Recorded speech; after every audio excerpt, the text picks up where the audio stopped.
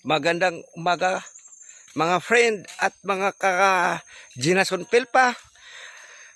Ito naman po, Lunes pizza. Anong pizza ngayon, ma'am? 17 po.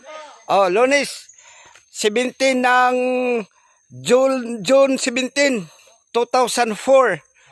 Ito naman po, ngayong umaga ay magsisimula naman po kami sa aming gawain na kung saan inaayos po namin ang kalsada.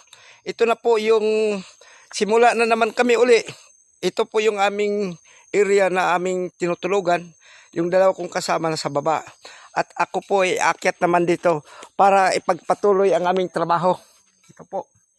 Ito po yung kalsada na ginagawa namin na inaatag kung saan ay aming sisimintuhin. Ito po, nakaano na po yan, nilagyan ng mga bato. Mga bato para malatagan ng simento. Para pag umakyat ang motor, hindi po siya mahihirapan. Kaya ito na po yung aming ginagawa na kung saan ay aming ipinapagpatuloy ang aming paggawa ng kalsada. Ito po yun. Inaatag po namin ito, ang kalsada. Ito po. Yan po. Paakyat po ito. Tapos, yun na po. Lalagyan ito uli ng mga ito po, lalagyan uli ito ng mga bato. Maliliit. Para tumigas at hindi babaon. Tapos lalagyan po siya uli ng simento. Ito po. Yung kalsada po nito. Yan. Ay lalatagan po ng simento yan. Paakyat po yan. Ganyan. Paakyat yan. Mga bato na yan. Tatanggalin. Ilagay dito sa gitna. Pagkatapos sisimintuhin. Yan po. Yun ang aming gagawin ngayon naman. Umaga. Paahon na po ako. Para makita yung ano naman ang aming gagawin sa araw na ito. Ayan po. Yan. Makikita po ninyo mga kasama. Mga Ginason Pilpa, mga membro at opisyalis na wala dito, kayo po ay kasama rin namin dito sa paggawa kahit wala kayo dito. Basta ang kailangan lang po namin ang iyong suporta na makapagpatuloy yung aming gawa rito sa bundok. Yan po. Yan po ang ating gagawin na lalagyan ng simento. Yan na po. Makikita ninyo kung gaano ang aming ginagawa. Yun po ang ating chairman, si Board Lito Medina, na siyang nangunguna dito sa ating proyekto. Ano masasabi mo, chairman, sa umagang ito? Lunes, June 17, 2004. Bago po ang lahat, magandang umaga po sa lahat ng nakikinig. At kami po ay naandito ni BOD at para po maipakita sa ating mga kasamahan, sa ating mga kababaryo, kami po ay naandito para ayusin po ang ating ese na karsada para po sa dadaanan ng ating mga kababaryo, ng ating mga kasamahan sa Ginason Pilpa at maging maayos na po itong ating karsada. Bago po ang lahat, lubos po namin kayong pinasasalamatan ang aming mga kasamahan sa Ginason Pilpa at sa barangay ng Pagsanhan. Naway po, mapagtulungan po natin na magawa ang proyektong ito at napakaganda po ito na proyekto para po sa lahat ng makikinabang. Ayun po, sana po mapagtulungan po natin at napakalaking tulong po ito para sa pag-unlad po ng ating barangay Pagsanhan at lahat po ng mga produkto ay maibaba at maayos po at maganda ang ating karsada. Bago po ang lahat, nais ko po sana kayong pasalamatan sa lahat po ng nakikinig. Maraming salamat po at hanggang dito na lamang po at kami po magtatrabaho na muli. At sa susunod po, makikita po ninyo na ito po maayos na at sementado na. At kung kayo po merong mga maitutulong kung kayo po meron pong maibibigay na konting donasyon para po sa karsadang ito, para po maipagpatuloy pa natin at matapos po na makarsadahan hanggang 12 po kilometro hanggang 14 kilometro. Bago po ang lahat, ay maraming salamat po. Thank you po. Belated Father's Day. Father's Day po. Maraming Okay. salamat. Yan po ang ating chairman, magiting na chairman.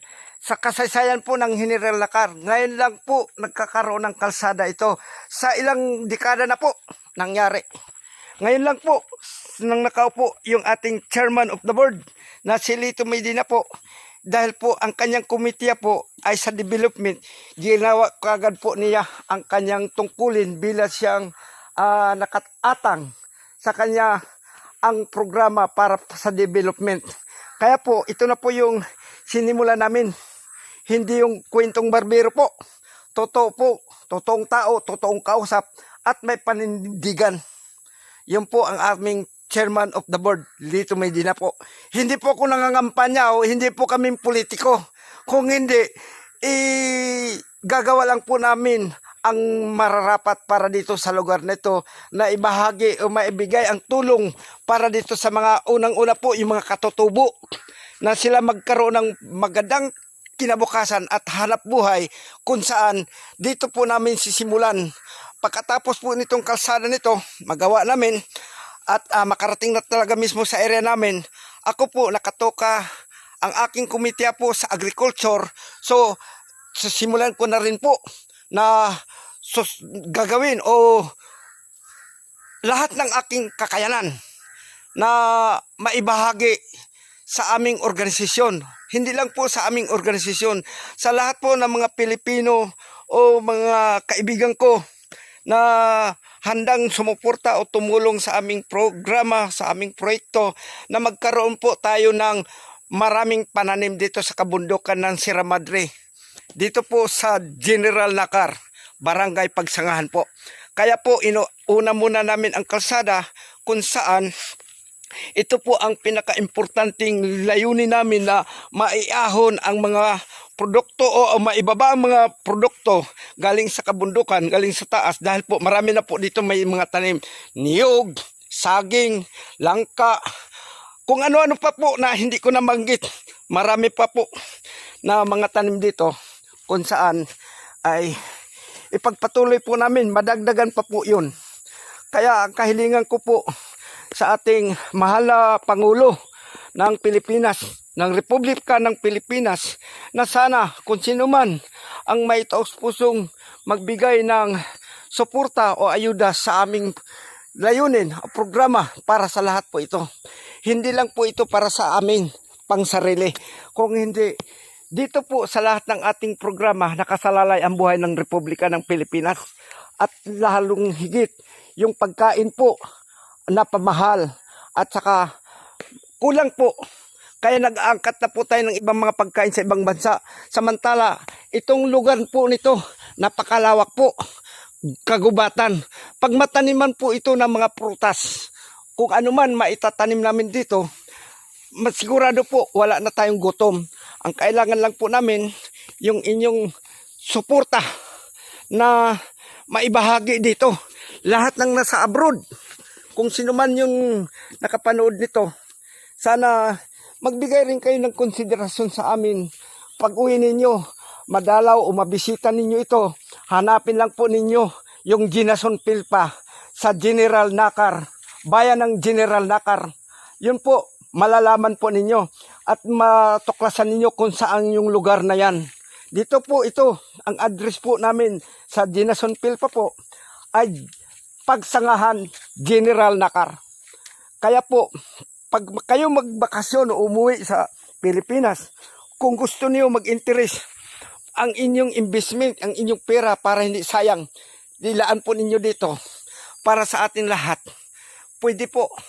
Siguro makipag-ugnay lang po kayo sa aming presidente kung saan ay handa naman po siya magbigay ng mga anumang kaukulan, mga legalities para doon po sa aming programa. Kung kasama po kayo, kasama na rin po kayo sa programa namin, sa pangarap natin, para tayo ay mabuhay ng matagal sa mahabang panahon.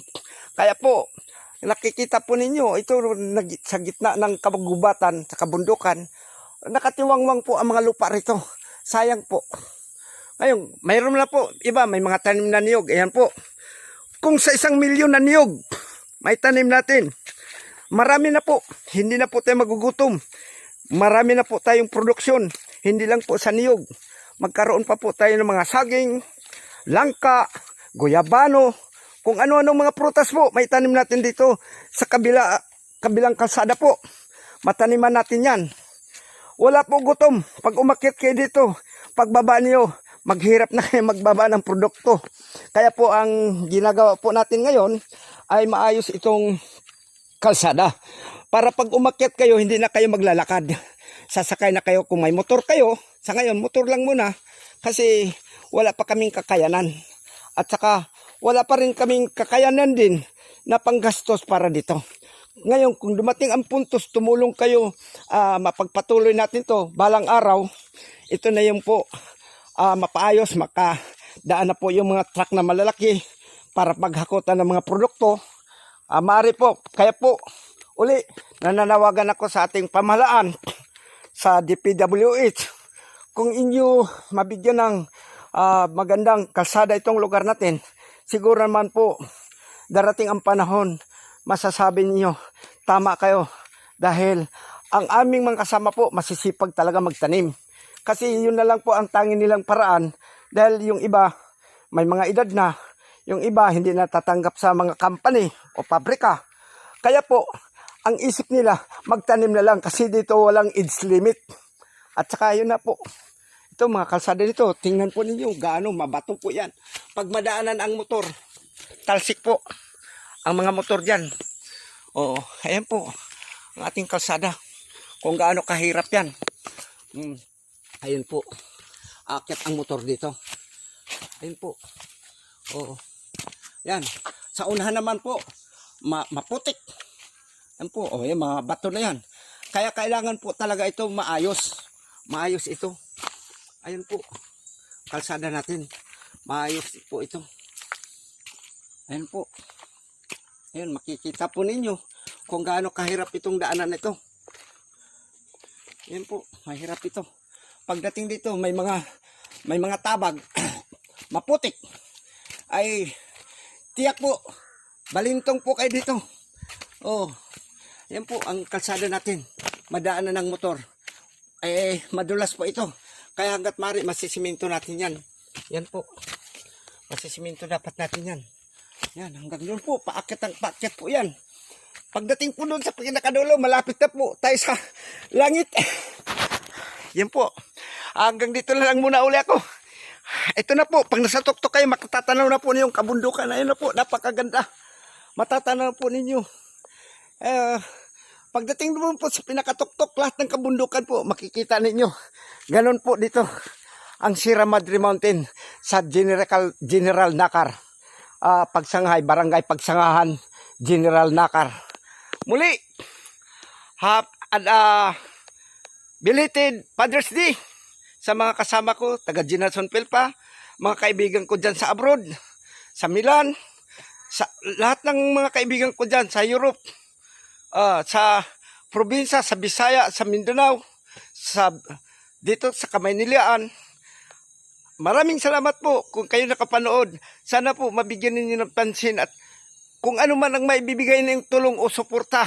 Nagpapasalamat na po ko ng marami dahil ito po ang aming layunin na tayo po mabuhay ng matagal kung tayo po ay magtutulungan. Yun lang po siguro sa araw nito. Maraming salamat. Bye-bye!